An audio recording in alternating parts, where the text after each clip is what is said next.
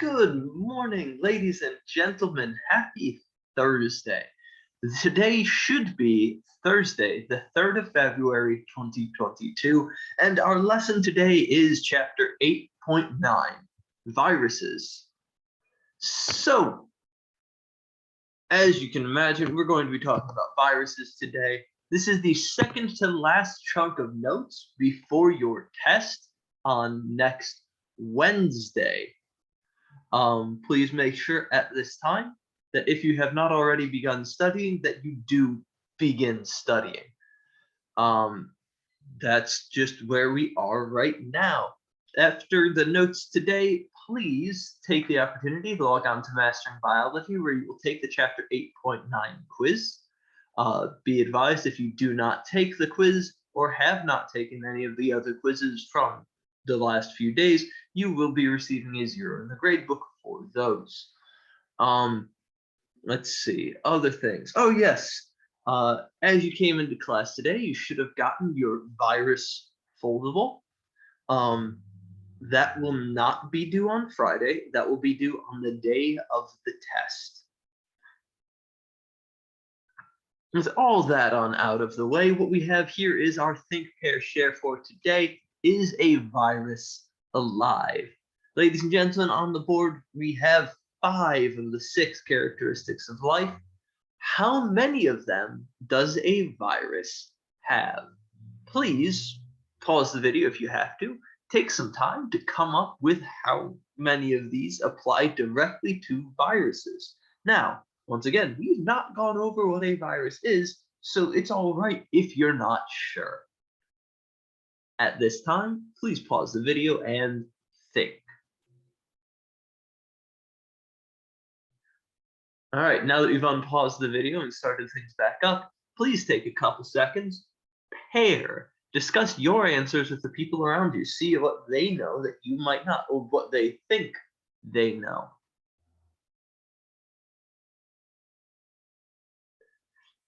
All right, and to answer this, well, we don't really have to look any further than the title of this chapter. Viruses are non-living parasites. Viruses are non-living parasites. They infect a host and then use the host's cellular machinery to produce more copies of themselves. Viruses can infect humans, viruses can infect animals, viruses can infect plants, viruses can infect bacteria.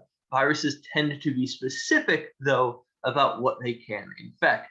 So a virus that could infect you probably won't be able to infect a bacteria. All right.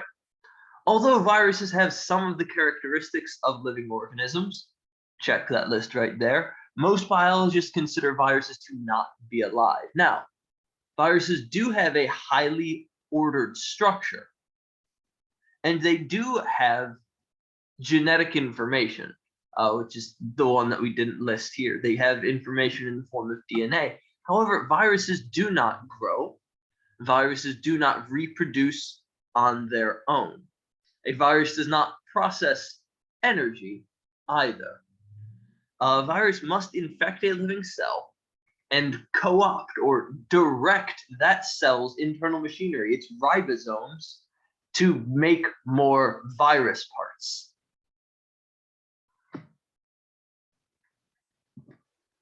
All right, so viruses are not what we would consider to be alive.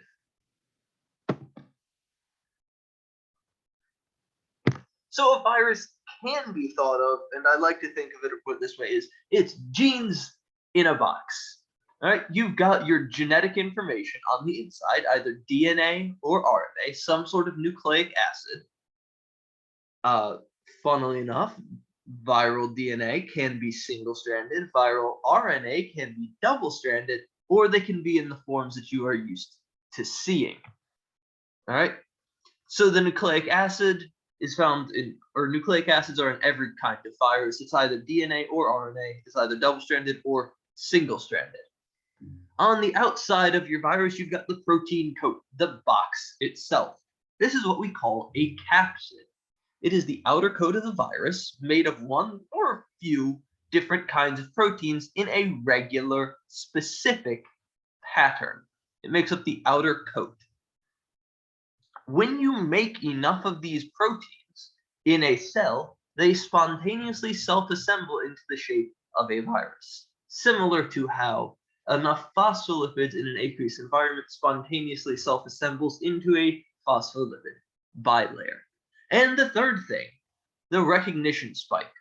The recognition spike is a part of the virus that typically juts on out. It is used to bind to proteins on the cells that the virus can infect. This protein-to-protein recognition is very specific, so the virus can only infect cells that it has recognition spikes that bind to, cells that have proteins that can bind to the recognition spikes. Now, these recognition spikes, typically in a cell, the receptors that the recognition spike binds to are receptors for other things. But the specificity of these recognition spikes helps to target the virus towards a specific type of cell. All right. For instance, HIV, the human immunodeficiency virus, attacks white blood cells in the human body. It does not attack your red blood cells, or your lung cells, or your eye cells, or your nerve cells, or any of the other kinds of cells in your body. No, it only is able to interact with and infect your white blood cells. Similarly, a virus that infects, shall we say, a tobacco plant would not be able to infect your cells, probably because the protein receptors on the outside of the tobacco plant are not going to be the same as the protein receptors you have on the outside of your cells, on the grounds that, plants, animals, two organisms that diverged a very, very long time ago. Next up, bacteriophage. Speaking of these viruses being able to infect only specific organisms, a bacteriophage is a virus that can infect bacteria. That's all it can infect. Only bacteria. So once you have, or when you have a bacteriophage that is infecting the bacteria, it will enter one of the two major life cycles of a virus, or of an infected bacterium, however you want to talk about it. There are two. The first one is the lytic cycle. The second one is the lysogenic cycle. We're going to start with the lytic cycle. So in the lytic cycle, the virus comes on in, it sneaks on over, it injects its DNA into this unsuspecting host cell. That DNA comes on in, and it starts, instructing the ribosomes in that cell to make virus proteins. Sometimes this DNA actually has the ability, or actually codes for instructions on how to attack a bacterial chromosome, breaking down the DNA of the bacteria so that the only DNA that's being expressed is the virus DNA. So what you have is this bacterial cell that's making more and more virus parts, specifically virus proteins. And eventually, as you can imagine, if you have this thing and you keep making more and more and more stuff, and it eventually is going to, pop. During this process, typically before it pops, these virus parts spontaneously self-assemble into viruses. And when your bacteria pops or lyses, the cell that it's in, the bacteria, dies because it doesn't have a separate inside and outside. Like most things in the world, if you don't have a separate inside and outside, you do not get to stay alive for very long. The virus parts spontaneously self-assemble. They make new viruses. The viruses burst out of the cell, causing the cell to lyse. Each new virus can infect a new host cell. So that's neat and wonderful and lovely, but it doesn't quite get us into the really, really weird and nasty bit called the lysogenic cycle. In the lysogenic cycle, a virus injects DNA into the bacterial host, same as in the lytic cycle, but the viral DNA inserts itself into the chromosome of the bacteria, which means that the instructions on how to make more viruses and virus parts is now part of the bacteria's DNA.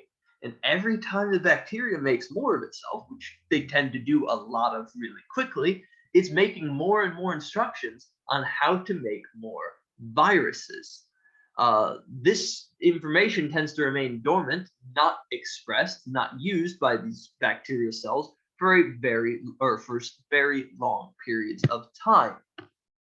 However, when conditions are right, at some later time, the viral DNA removes itself from the bacterial DNA, and the virus enters the lytic cycle in the bacteria, going through all of the stuff that we were talking about just a little bit ago. All right, you got your lytic cycles and your lysogenic cycle. All right, if you're not quite understanding this, please check out the other video that is linked on today's notes. On today's blog post. And if you have any other questions beyond that, please feel free to get in contact with me. Last things last, just want to talk about some specific bacteria. One moment.